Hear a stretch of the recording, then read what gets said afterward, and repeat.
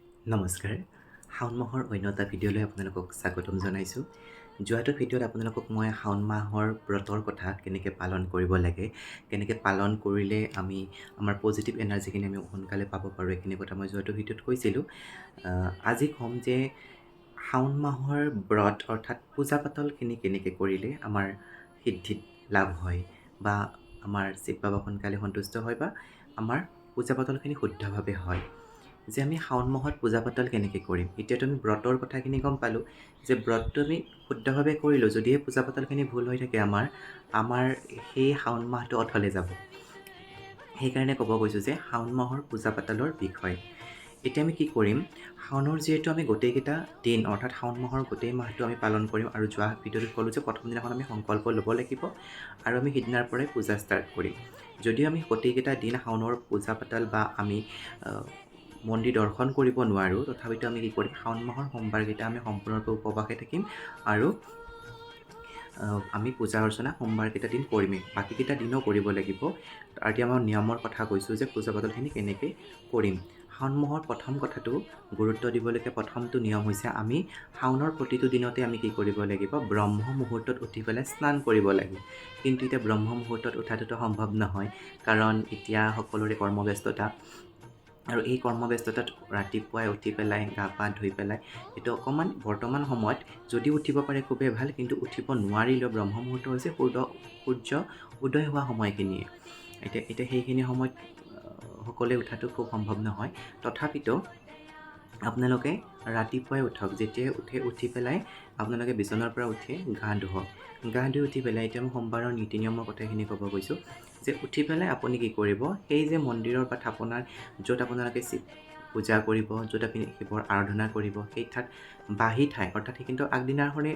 বাঁহী থাকিব বাঁহী পুষ্প থাকিব বাঁহী যি থাকে আৰু সেইখিনি পবিত্ৰ কৰি পেলাই মচি কাচি ধুনীয়াকৈ চাকি ধূপ জ্বলাই লওক লৈ উঠি পেলাই আপুনি এতিয়া কেনেকৈ শিৱ পূজা কৰিব কেনেকৈ শিৱক জল অৰ্পণ কৰিব এইখিনি কথা কৈছোঁ যে আপুনি প্ৰথমতে কি কৰিব শিৱৰ আটাইতকৈ প্ৰিয় জল হৈছে গংগা জল যিহেতু শিৱৰ জটাৰ পৰাই গংগা ওলাই আহিছে আৰু এই শিৱৰ যি জলেৰে অভিষেক কৰিব সেই পানীত অকণমান হ'লেও আপোনালোকে কি কৰক গংগা জল মিহলাই দিয়ক গংগা জল মিহলাই দি পেলাই এতিয়া আমি কি কৰোঁ সাধাৰণতে যিসকল লোকে ধৰক নাজানে সেইখিনিক কৈছোঁ বা যিসকলে জানেতো ভালেই কি হয় মানে প্ৰথমতে কি কৰে শিৱলিংগত অৰ্পণ কৰি দিয়ে পানীখিনি কিন্তু সেইটো ভুল হয় আমি প্ৰথমতে কি কৰিম শিৱলিংগৰ যিটো আমাৰ সোঁ ছাইড তাতে অকণমান পানী দিম গণেশলৈকে তাৰপিছত বাওঁফালে অকণমান দিম তাতে আমি কাৰ্তিকলৈ দিম তাৰপিছত শিৱলিংগৰ চাৰিওকাষখিনিত তাত অকণমান পানী এনেকৈ দিম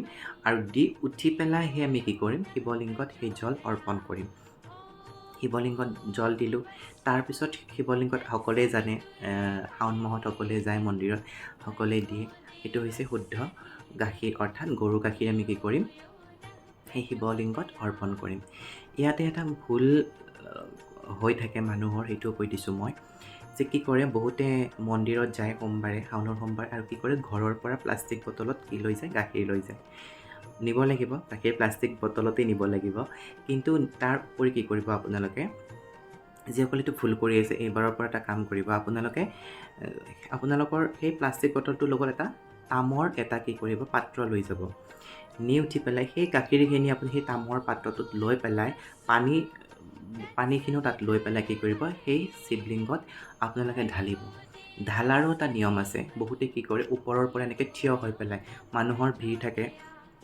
বহা ঠাই নাথাকে যিটো কিন্তু একদম ভুল বহা ঠাই নাথাকিলেও আপুনি অকণমান বহি হ'লেও বা আপুনি যদি নিজেও ঢালিব নোৱাৰে পুৰোহিতজনক দি হ'লেও আপোনালোকে কি কৰিব বহি পেলাই বা আঁঠুকাৰি হ'লেও আপুনি ঢালিব লাগিব থিয় দি পেলাই কেতিয়াও শিৱলিংগত গাখীৰ অৰ্পণ বা পানী নাঢালে এটা কথা গম পালোঁ তাৰপিছত আপোনালোকে কি কৰিব পানী দিওঁতে হওক পানী দিলে প্ৰথমতে তাৰপিছত গাখীৰ দিলে যদি পাৰে আপোনালোকে গাখীৰত অকণমান চেনি অকণমান নভঙা চাউল অকণমান তিল কেঁচা তিল এইখিনি দি পেলাই ঢালিলে খুব ভাল আৰু ইয়াৰ নিয়মকেইটা মই অন্য এটা ভিডিঅ'ত জনাম কিয় আমি শুদ্ধ ঘি গাখীৰ চেনি দিব লাগে গাখীৰ দি উঠি পুনৰ আপোনালোকে কি কৰিব আৰু শিৱলিংগত পানী ঢালিব তাৰপিছত আপোনালোকে শিৱৰ আটাইতকৈ প্ৰিয় আপোনালোকে গমেই পায় বেলপাত বেলপাত 3টা ল'ব, একেবাৰে নিখুঁত, যাতে তাত ফুটা নাথাকে বা তাত চিৰা নাথাকে, নিখুঁত বেলপাত 3টা ল'ব। তাত চন্দনৰ ফোঁট লগাব, বেলপাতত লগাই উঠি পেলাই বেলপাতকেইটা ওলোটাকে, অৰ্থাৎ এনেকৈ নহয়, ওলোটাকে কি কৰিব, শিৱলিংগত অৰ্পণ কৰিব। এনেকৈ দলিয়াই দলিয়াই নহয়, শিৱলিংগত তেনেকৈ, বা যদি দূৰত থাকে শিৱলিংগটো লগ নাপায় হাতেৰে দুখন হাতেৰে অৰ্পণ কৰিব। দলিয়াই পেলাই এনেকৈ অৰ্পণ নকৰে শিৱলিংগত। তাৰপিছত আপোনালোকে কি কৰিব, শিৱলিংগত যদি পাৰে, ঘৰত আছে আপোনালোকৰ শিৱলিংগ, তেতিয়াহ'লে তাত চন্দনৰ তিলক অৰ্থাৎ ফোঁট লগাব সেই শিৱলিংগত। এতিয়া বহুতৰে হয়তো ঘৰত শিৱলিংগ নাই, বা সোমবাৰে ব্ৰত ৰাখি উঠি পেলাই ওচৰত মন্দিৰ বা দেৱালয়ত যায়। এতিয়া কি হয়, যদি আপোনালোকে পাৰে, আপোনালোকৰ ঘৰত মন্দিৰ আছে বা ঘৰত থাপনা আছে, যদি পাৰে ঘৰত কি হয়, এই শাওণৰ মাহতে এটা শিৱলিংগ স্থাপন কৰক। কাৰণ ঘৰত যদি সেই শিৱলিংগৰ যি অভিষেকৰ জল যদি আমাৰ ঘৰৰ বাউণ্ডাৰীত পৰি থাকে ন প্ৰতিদিনে, খুব এটা পজিটিভ এনাৰ্জি থাকে আৰু ঘৰত, মানে নিগেটিভিটি এনাৰ্জি দূৰ হয় বুলি কয়, বহুতে কিতাপত লিখাই আছে। সেইটো কাৰণে যদি পাৰে এই শাওণ মাহতে সেই শিৱলিংগ আপোনালোকে ঘৰত প্ৰতিষ্ঠা কৰক। কিন্তু যদিহে এবাৰ প্ৰতিষ্ঠা কৰে, কিন্তু সেই বাকীখিনি নিয়ম গোটেই, অৰ্থাৎ বছৰ জুৰি গোটেই পালি থাকিব লাগিব। অৰ্থাৎ প্ৰতিদিনেই শিৱলিংগক ধুৱাব লাগিব, ফুল অৰ্পণ কৰিব লাগিব।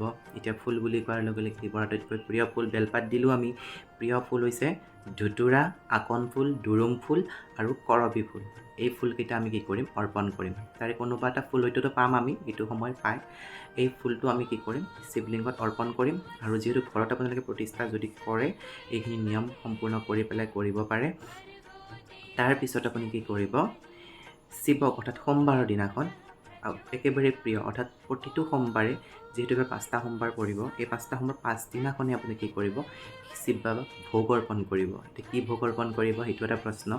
শিৱৰ আটাইতকৈ প্ৰিয় ভোগ হৈছে কেঁচা ভোগ, যিটো আমাৰ কেঁচা ভোগ বনাই যে কল গাখীৰ এনেকৈ বনায়, গুড়া দিয়ে, আমাৰ যিটো চাউলৰ গুড়ি হয়, সেই গুড়িটো দিয়ে আৰু কি দিয়ে, গুড় দিয়ে, এনেকৈ দি পেলাই কেঁচা ভোগটো বনায়। এইটো আটাইতকৈ প্ৰিয়। যদি এটা সোমবাৰত কেঁচা ভোগ দিলে, আন এটা সোমবাৰত কি কৰিব, কেঁচা লাড়ু, যিটো আমাৰ কেঁচা লাড়ু বুলি কয়, সেই কেঁচা লাড়ুটো আপোনাৰ একেবাৰে প্ৰিয় শিৱৰ, এইটো দিব।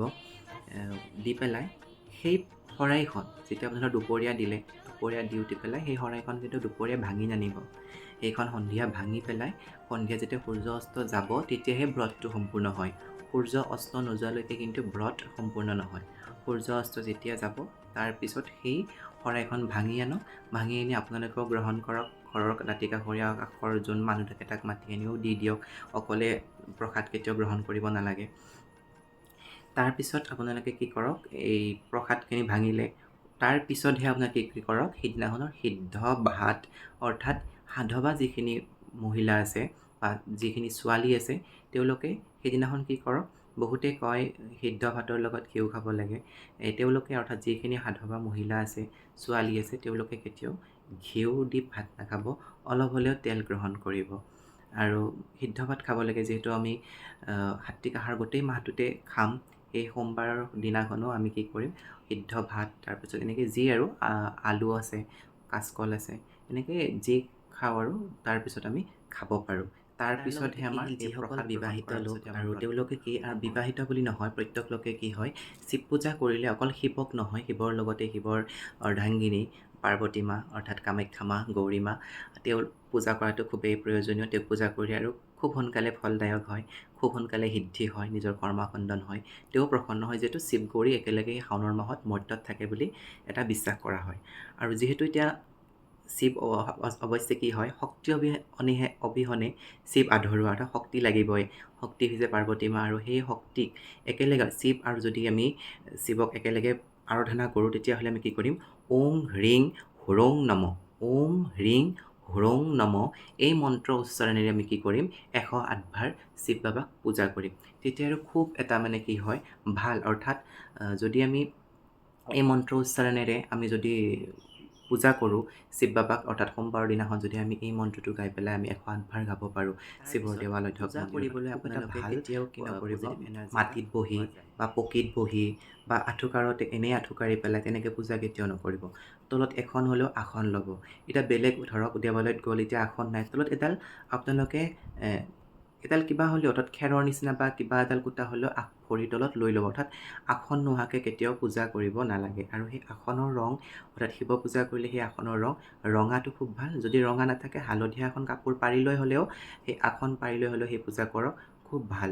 আৰু এতিয়া আমি এনেকুৱা লাগিছে কেতিয়া আমাৰ পূজা সিদ্ধি হোৱা বুলি আমি গম পাম ন।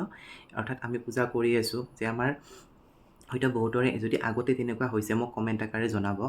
কি হয় পূজা কৰি থাকিলে কেতিয়াবা কি হয় এনেকুৱা হৈছেনে আপোনালোকৰ যে পূজা কৰি আছোঁ বা সেৱা কৰি আছোঁ, কেতিয়াবা কি হয় আমি দুখন কাণে খপা মাৰি ধৰাৰ নিচিনা শুনা নোপোৱাৰ নিচিনা হৈ যায়। বা কেতিয়াবা কি হয় গাৰ আমাৰ এই নোমবিলাক শিয়ৰি উঠে, ঠাণ্ডা লগাৰ নিচিনা হৈ যায়। বা কেতিয়াবা কি হয় আমাৰ এটা মানে দেহৰ কম্পমান অৰ্থাৎ ভাইব্ৰেশ্যন হোৱাৰ নিচিনা হয়। তেতিয়া গম পাম যে সেই পজিটিভ এনাৰ্জিটোৰ যিটোৰ কাৰণে আমি পূজা কৰি আছোঁ, যিটোৰ কাৰণে আমি এই গোটেই মাহটো পালন কৰিব গৈ আছোঁ, সংকল্প লৈছোঁ, ইয়াৰ আমাৰ যিটো মানে সংকল্পৰ লক্ষ্য সেইটো যেন আমাৰ হৈ গ'ল। তাৰমানে আপোনালোকে মানে সেই পজিটিভ ঘৰৰ পৰা যিটো বটলত গাখীৰ লৈ যায় বা পানী লৈ যায়, আৰু এই শিৱলিংগত সদায় আপোনালোকে কি কৰিব, আমাৰ পুখুৰীৰ পানী, যদি ঘৰত কুঁৱা আছে কুঁৱাৰ পানী, নহয়তো নদীৰ পানী ঢালিব পাৰে, খুব ভাল। আপোনালোকে ফিল্টাৰৰ পানী কেতিয়াও নাঢালিব, খুব বেয়া। ধৰক কিছুমান ফিল্টাৰত কি হৈ থাকে আমাৰ এঙাৰ দিয়ে, এঙাৰ থকা পানী কেতিয়াও শিৱলিংগত ঢালিব নালাগে। সেইটো কাৰণে যদি ঘৰত দমকল আছে দমকলৰ পানী ঢালিব পাৰে, কুঁৱাৰ পানী ঢালিব পাৰে, এইটো ঢালক। আৰু এই যে আপোনালোকে শিৱলিংগত গাখীৰ পানী যি ঢালিব, ঘৰৰ পৰাতো বটল লৈ যাব বা ঘৰৰ পৰা পাত্ৰ লৈ যাব, সেই পাত্ৰটো মন্দিৰলৈকে নিয়াৰ পিছত কেতিয়াও সেইটো সোধা কৰি অৰ্থাৎ খালী কৰি কেতিয়াও ঘৰলৈকে উভতাই নানিব। সেই যে শিৱলিংগৰ পৰা যিটো পানী গৈ থাকে ন, তাৰ পৰা দুটোপাল হ'লেও কি কৰিব পানী ধৰি পেলাই সেই বটলটোতে হওক বা পাত্ৰটোতে হওক ঘৰলৈকে লৈ আহিব। তাৰপিছত কি কৰিব, যেতিয়া আমি ধৰক দুপৰীয়া হওক পুৱা হওক গধূলি হওক যেতিয়া আমি শিৱ আৰাধনা কৰোঁ, শিৱক যেতিয়া আমি পূজা কৰোঁ, তেতিয়া আপদ উদ্ধাৰ কৰাটো খুব প্ৰয়োজনীয়। সোমবাৰৰ দিনটোত আপোনালোকে আপদ উদ্ধাৰ কৰক, ঘৰৰ মংগলৰ লগতে ঘৰৰ আটাইৰে মংগল হোৱাটো আপোনালোকে নিজেই গম পাব কেনেকুৱা আপদ উদ্ধাৰ কৰিলে। আপদ উদ্ধাৰখন আপোনালোকে পঢ়ক, এইটো শাওনৰ পৰাই পঢ়া ষ্টাৰ্ট কৰক। মন্ত্ৰ লাগে, মন্ত্ৰ অবিহনে এতিয়া আমি কি বুলি পূজা কৰিম, যিহেতু আমাৰ পঞ্চাক্ষৰী মন্ত্ৰ আমাৰ শিৱ বাবাৰ ওম নমঃ শিৱায়, এইটো আমি প্ৰত্যেকে জানো, এইটো হৈছে খুব শক্তিশালী মন্ত্ৰ, ওম নমঃ শিৱায়। এই মন্ত্ৰটো আপোনালোকে 108 বাৰ জপ কৰিব পাৰে। 108 বাৰ যদি আমি দেৱালয়ত বা মন্দিৰত গৈ পেলাই 108 বাৰ আপোনালোকে সেই মন্ত্ৰটো উচ্চাৰণ কৰক। নাইবা আৰু এটা শিৱ মন্ত্ৰ আছে খুব শক্তিশালী মন্ত্ৰ, ওম নমো ভগৱতে ৰুদ্ৰায় নমঃ, ওম নমো ভগৱতে ৰুদ্ৰায় নমঃ। এই মন্ত্ৰটো আপোনালোকে জপ কৰিব পাৰে 108 বাৰ, যিমান পাৰে সিমানেই ভাল। যদি 108 বাৰ জপ কৰে খুবেই ভাল। এই মন্ত্ৰটো বা এই মন্ত্ৰটো যিহেতু আমি শিৱ পূজা কৰিব পাৰে, শিৱ পূজা কৰাৰ আগমুহূৰ্তত আমি কিন্তু নন্দী পূজা কৰিব লাগিব। নন্দীক পূজা নকৰিলে কিন্তু শিৱই কেতিয়াও আমাক ফল নিদিয়ে বা আমাৰ কেতিয়াও কৰ্মাখণ্ডন নহয়। এতিয়া নন্দীক কেনেকৈ পূজা কৰিম, নন্দী থাকে সন্মুখতে, শিৱৰ বাহনস্বৰূপ ষাঁড় গৰু এটা চব দেৱালয়ত বা মন্দিৰত থাকে, বাহিৰৰ এটা থাকে মন্দিৰত দেৱালয়ত। তাত আপোনালোকে যদি কি ঘৰৰ পৰা বগা ফুল লৈ যাব বা যদি মালা পায় মালা বা ডিঙিত যদি টিলিঙা আঁৰিব পাৰে খুবেই ভাল। মানে নন্দীক গৈ পেলাই সেই নন্দীক আপোনালোকে পূজা কৰিব, সেৱা কৰিব, এখন ভৰি উঠাই থাকে, ভৰিখন অকণ পানী ঢালি পেলাই সেৱা কৰিব নন্দীক।